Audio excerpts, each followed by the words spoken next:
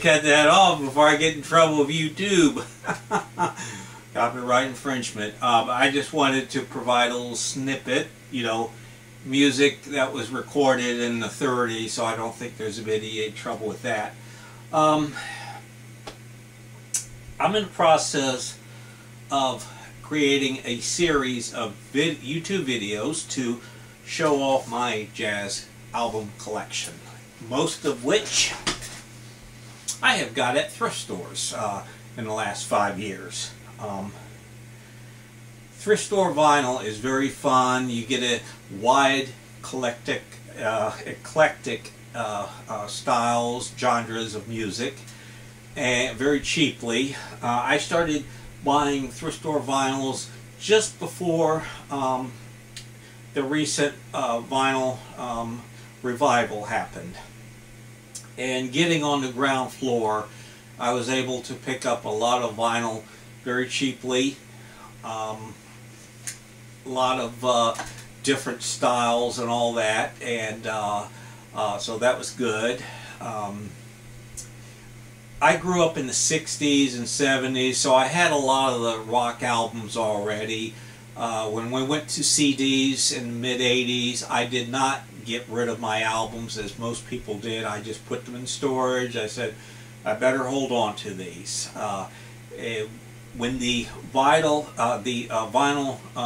revitalization happened, I pulled them out of storage and started hitting the thrift stores and set up a vinyl room, and been full speed at that since.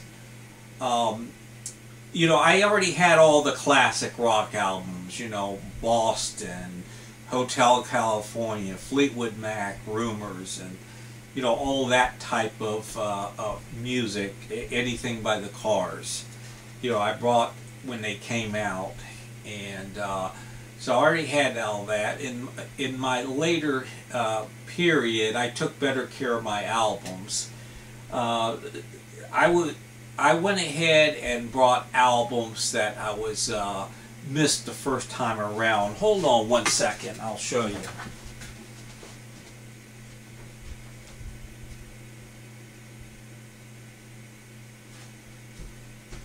I can't find what I wanted to show you. Like, you know, I brought a Phoebe Snow album that came out in 1976, which was very good, but wasn't into her music. I liked the Poetry Man song very much. I had other priorities and a limited budget. So you're able to go back and pick up on albums that you missed the first time around. So I've been doing a lot of that also, like the fusion blues rock band Sea Level. Picked up their albums. As the vinyl resurgence picked up speed, some of the thrift stores started marking up their albums. You know, they all wanted to be big album dealers, but some of them stayed the same. But I got on the ground floor and bought a lot of them, and I was able to buy a lot of genres of music I've never been into before, which was cool. You know, I just see an album, it's in mint condition, and you know, it's a jazz album, it's a classical album, it's a folk album, and it's in great condition, both vinyl and cover. You know, 50 cents, $1, get it. Which exposed me to a lot of forms of music I've never been into. Okay, so we're leading up to a series of jazz albums, 1970s reissued, that was on the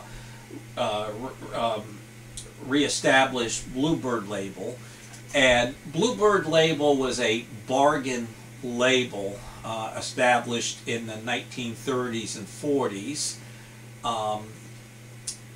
to you know, reissue, you know, music. Let me pull up I'll read a little bit of this length here.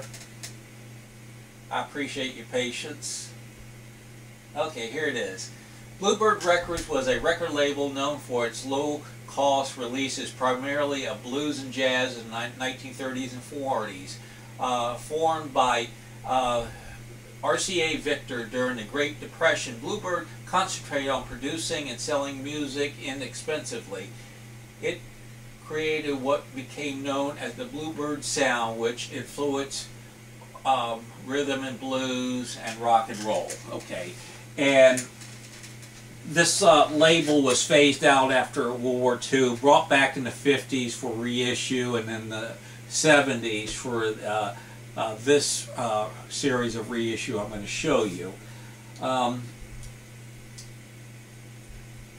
I don't claim to be an expert on jazz, you know.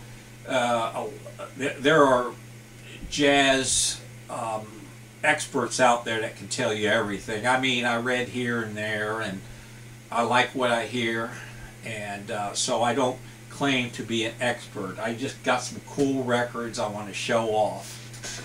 And we heard that snippet at the beginning.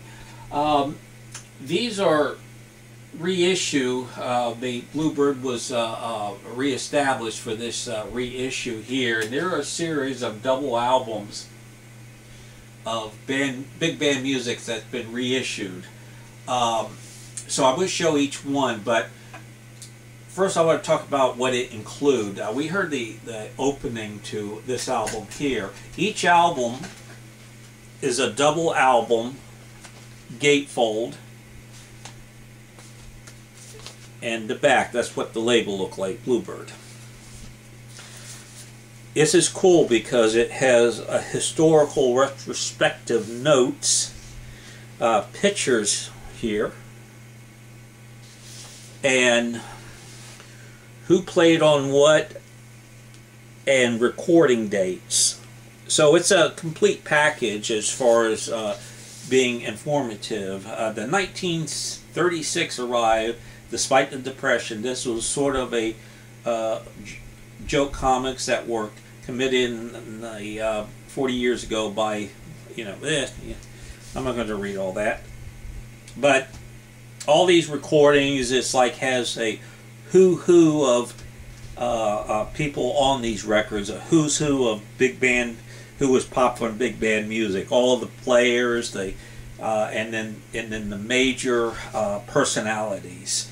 So the first one, I got 4 of his, Benny Goodman, and Benny Goodman's my favorite because Benny can swing like nobody's business, you know.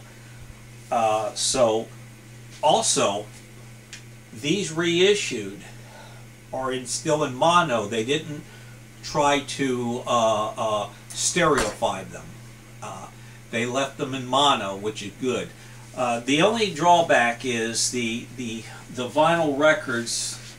The vinyl records are all in mint, great condition. It's like whoever owned them only played them once, and that was it, or they took extremely good care of them. The only drawback is the vinyl itself is a bit on the thin side.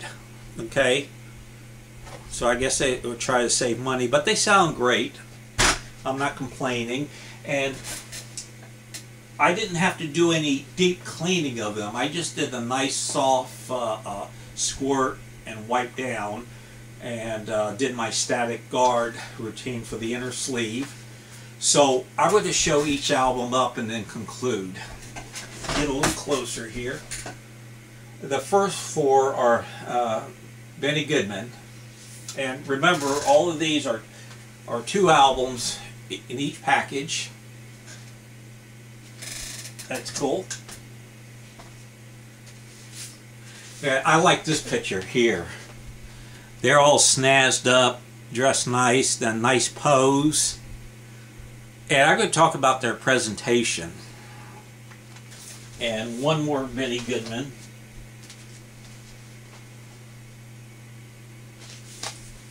Bluebird. This was the first Bluebird I brought, and I got it home. I loved it. It's like New Orleans type of jazz, and he was a Sidney Bechet, well-known musician, um, with performing, you know, New Orleans style jazz. And boy, you listen to this album, it jumps right at you. Charlie Burnett, not quite as known as like Glenn Miller or Benny Goodman, but he was a big band leader back in the day. And talking about Glenn Miller, all snazzy, dressed up. I'm smoking a cigarette, that's cool. Again, a very snazzy dresser.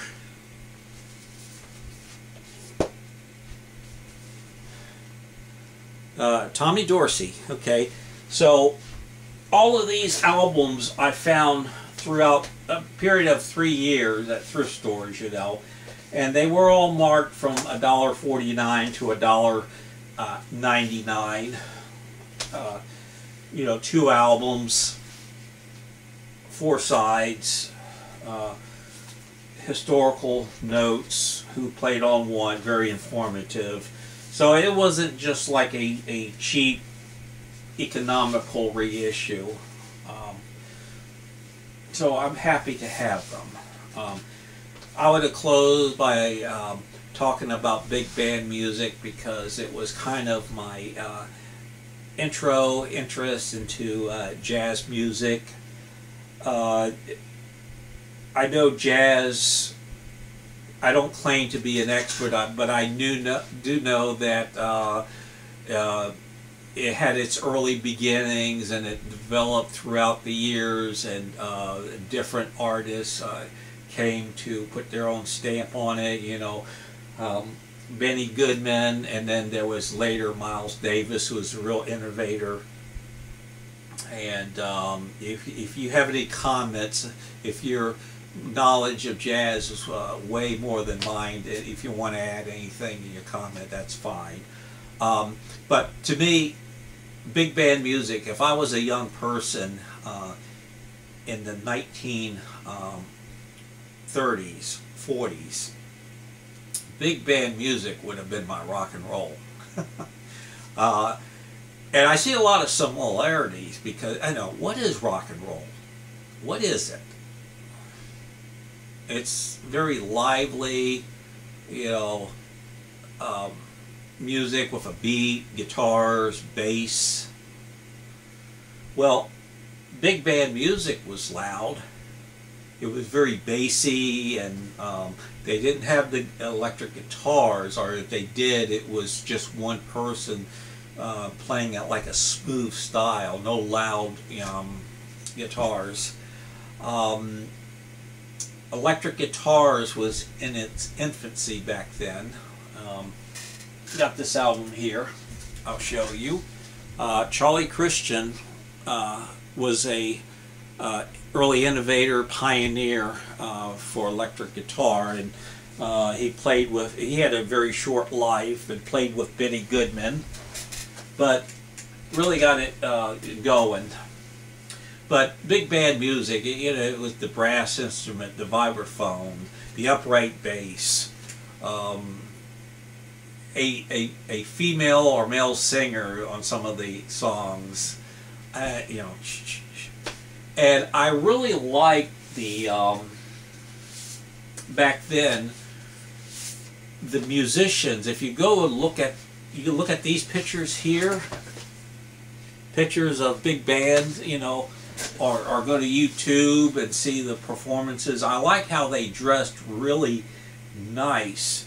The musicianship was incredible, and there wasn't really any improvising. You had to stick to a script because it was all arranged music, and if you played an instrument in big band, you had to stick to that script. But it was very tight. The musicianship was top notch, the best I've ever heard, and very tight, and it really swung. And as I listen to more big band music, I think each leader brought different style, so it didn't all sound generic the same, because I've listened to enough of it now to realize that. But anyway, I like the presentation of would big band perform, because they were all they dressed really nice. Their hairs were nicely groomed. It looked like they gotten out of the shower and got dressed up, and their hair has been touched up, and they're all in formation on the bandstand with those things in front of them. I don't know what you call them, with the initials of the band leader, and so I really like that presentation. I mean, when rock and roll come along, nothing wrong with this, you know, it's just a different style. You know, the rock band, they all had long hair and, you know, beards, and, you know, dressed kind of grungy, you know, jeans and all that. That's fine. That was my generation. I loved it. But it was a refresh to see the how they dressed back then too, the contrast, you know. So I think that was very cool. But big band music, I mean, I see similarities in rock and roll. Like I said, if I was a young man back in the big band era, that would have been my rock and roll period. You just didn't have the loud guitars, and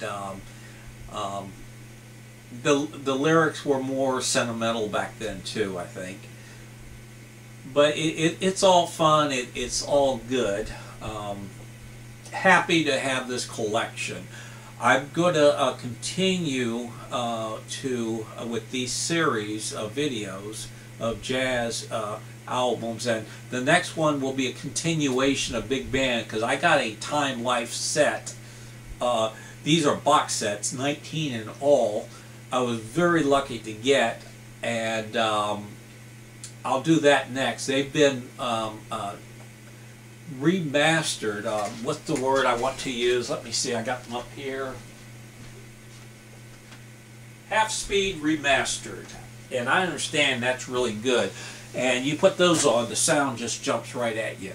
So I hope you enjoyed this video, and I thank everyone for watching.